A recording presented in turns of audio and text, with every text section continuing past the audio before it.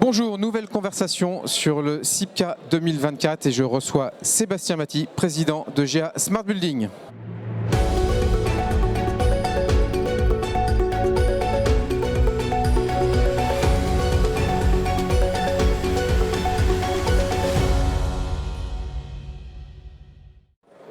Sébastien, bonjour, bienvenue sur le stand de BITV. Alors on en a parlé un petit peu dans nos colonnes sur un nouveau recrutement pour GA Smart Building avec Gilles de Jouvencel qui est directeur général rénovation. Qu'est-ce que ça veut dire? Vous faites de la rénovation maintenant? Ah ouais, on en fait déjà depuis quelques temps, mais effectivement on se réjouit de cette arrivée dans nos équipes.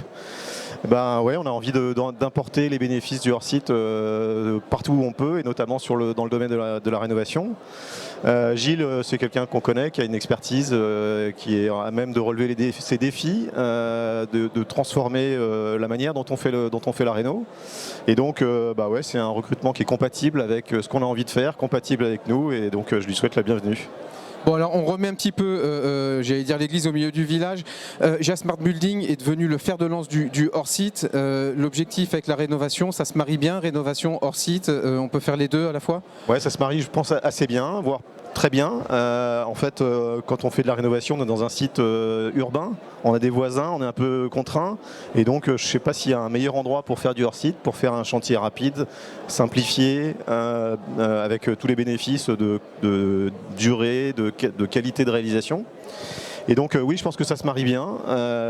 On peut évidemment faire des chantiers qui sont mixtes entre du traditionnel et du hors-site. Ouais. Et d'ailleurs, la quasi-totalité des chantiers hors-site sont en réalité mixtes. Hein. On utilise les deux leviers. Et donc, en fonction de la typologie de l'actif, on a un curseur qui va se déplacer. On va faire plus ou moins de hors-site.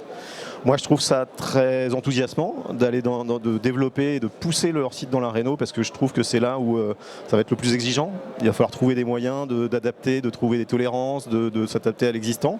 Le hors-site peut le faire.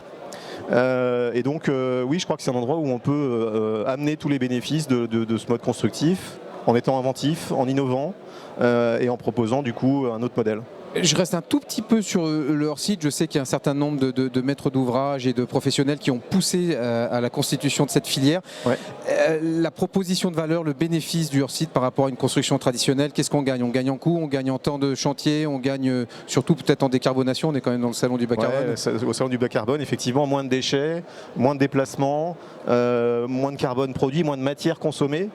Et puis évidemment des bénéfices en termes de nuisances in situ, un chantier beaucoup plus court, une main-d'œuvre plus qualifiée, un chantier qui est précis, rapide, et du coup aussi moins de circulation et de congestion dans les villes quand on fait une opération hors site. Ça aide pour avoir un degré d'acceptabilité des opérations. On sait qu'il y a beaucoup de maires qui sont réticents, mais les maires, c'est juste le reflet des citoyens en fait. Donc ouais. Ça peut aider, ça. Clairement, c'est un levier d'acceptation de nos métiers. Hein.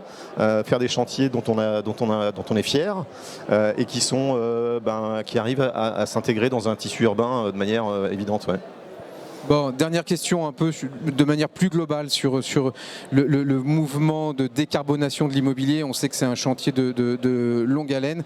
Qu'est-ce qu'il faudrait lever encore comme frein pour essayer d'accélérer et d'être dans le calendrier de l'accord de Paris? Parce que mine de rien, le chronomètre il tourne là. Ouais. Je crois que évidemment la rénovation c'est un des leviers importants et c'est pour ça qu'on y va de manière massive. On a fait déjà beaucoup de choses sur le neuf et aujourd'hui quand on délivre un immeuble neuf, on sait qu'il a des qualités qui sont bien supérieures à celles du parc existant.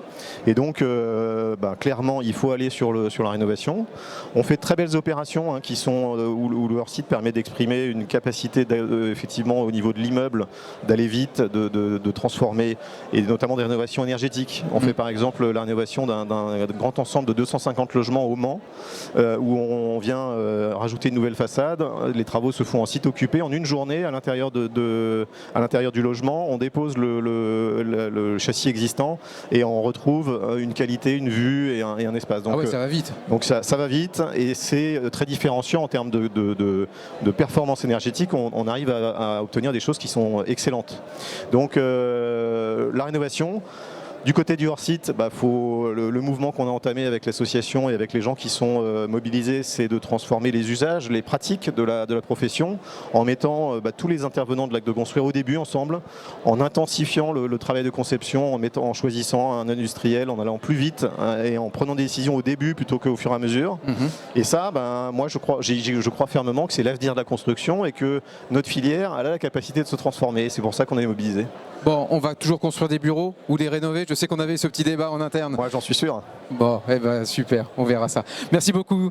Merci à toi, Gaël. Merci Sébastien. Et on se donne rendez-vous pour la suite sur le CIPCAT 2024. Merci.